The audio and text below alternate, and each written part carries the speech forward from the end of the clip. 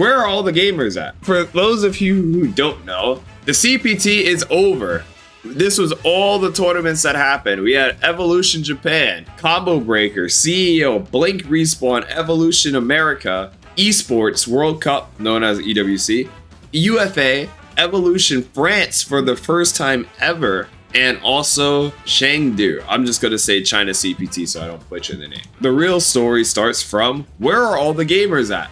Now, if you look at all the entrants, you see EVO Japan had a whopping 6,661 gamers there. That is huge. I actually think this is the second biggest Street Fighter 6 tournament. Second biggest Street Fighter 6 tournament, only behind EVO America when Street Fighter 6 first came out, so EVO 2023. That is so many people for just a random SF6 bracket. Now, the thing is, it is in Japan, and Japan has been kind of riding the coattails of SF6, and they seem to love that game over there. And then we got EVO America, which had 4,233 people, which pretty good for an EVO, especially in a game in its third year. That's also pretty outstanding. But then you have other regions where UFA gets like around 400, around Blink Respawn had 271.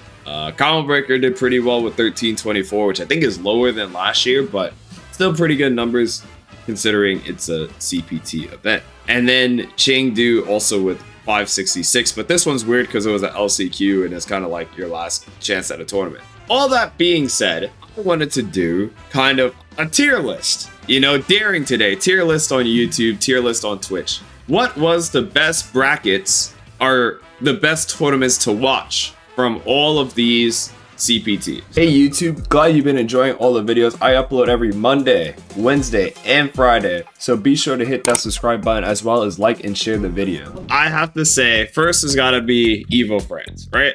I think we all can agree EVO France was the best CPT. That's just personal. I don't even want to say personal bias. I don't even like France that much, but I have to say EVO France was probably the best CPT event of this year. I think a lot of the matches were really good.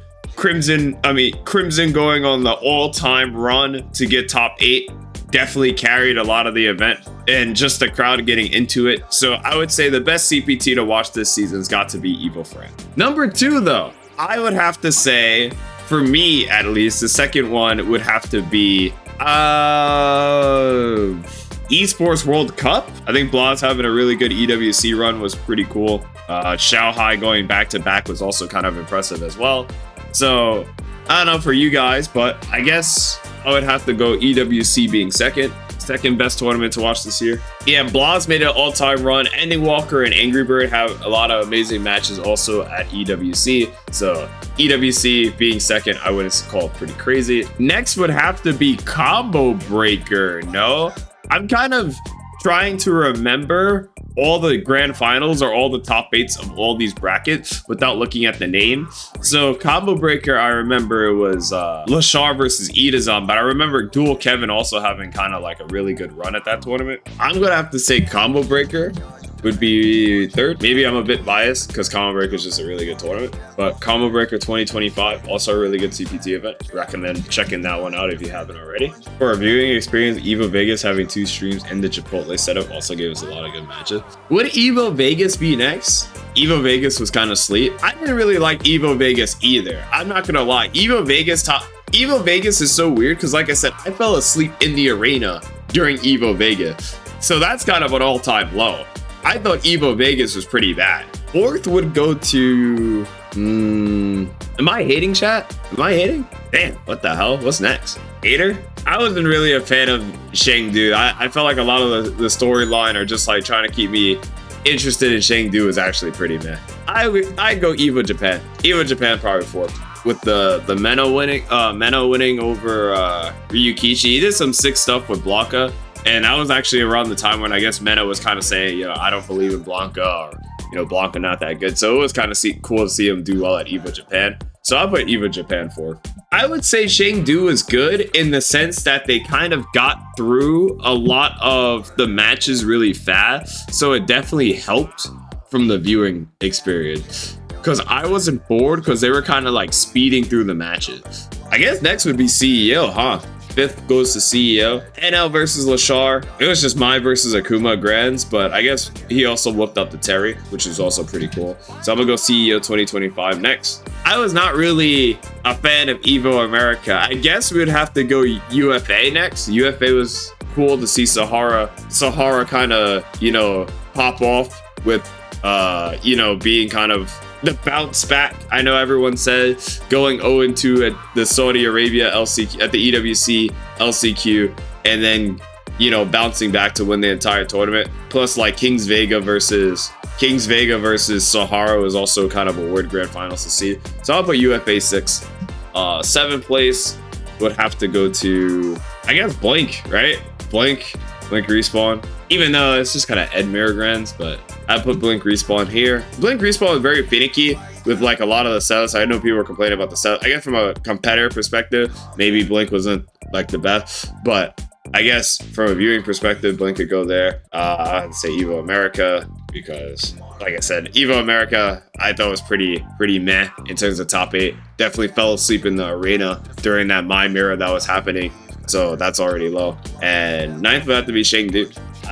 I think this would have to be my ordered list of top 8s to tune into. Yeah, this would be my ordered list of top 8s to tune into if you were to miss all the top 8s this year. I think Evo France was the best, and I was kind of hit or miss for Chengdu. Again, Evo Vegas got to be a lower 2. Actually, for the bottom 3, actually, would Chengdu be 7th? Maybe Chengdu.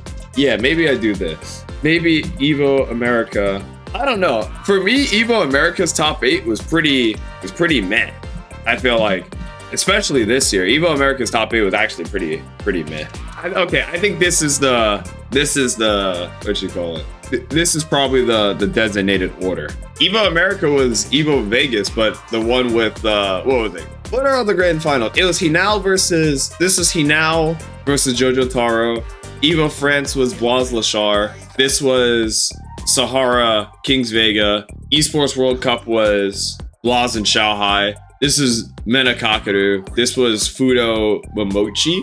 This is NL Lashar. This was Lashar Itazan. And Japan was Mena Ryukiji. I didn't remember who was in Grand Final for Evo Japan. All I remember is Mena just kind of destroyed me. Phenom in top 8 was hype. Phenom's really good. It's just, like I said, you really never know who's going to be in top 8 or grand finals nowadays. Like I said, I think of all the actual like top 8s, the only one that had a like, I guess, a not surprising top 8 was France. France probably had the well, I guess France and Evo America, but Evo America was a wash. Actually, I don't think Evo America was that predictable either. I think Evo France probably had the most sensible the most sensible grand final. Blink needs to go up. Look, he had a crazy top 8. Okay, maybe we can move Blink up. Yeah, I'll move Chengdu down. UFA is weird. I guess it was like a lot of people you didn't really expect to be in top 8, but I don't want to put that as like a criteria because like then a lot of the tournaments are kind of like that. I think Evo France is like the de facto best tournament this year though. Well, the best CPT event. And honestly, that was really good for Evo France because like I was very skeptical, especially seeing Evo France. I was like, what the fuck is this? And you know, Evo France actually just kind of delivered. Not me dunking on France. It's just me talking about, you know, how cool France was.